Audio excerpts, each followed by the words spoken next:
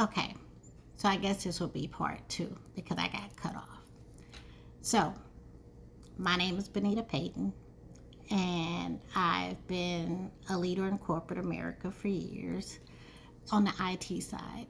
And I got laid off from an Indian company last year around August. Let me give you a little background.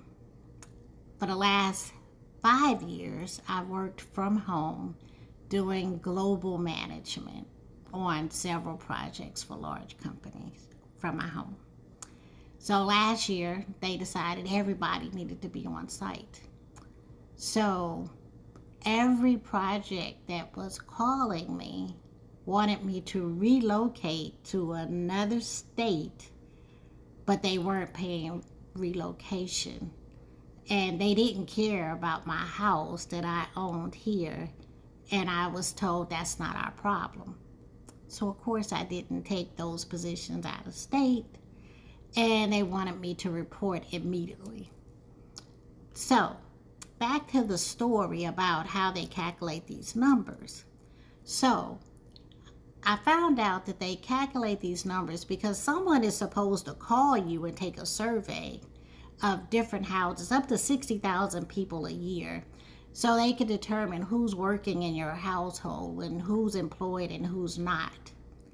So the numbers are not really calculated about who is unemployed physically. You know, after you get 28 years, you drop off unemployment, and so you're not really counted. So the number that we hear, this 4%, is not really a real number, guys.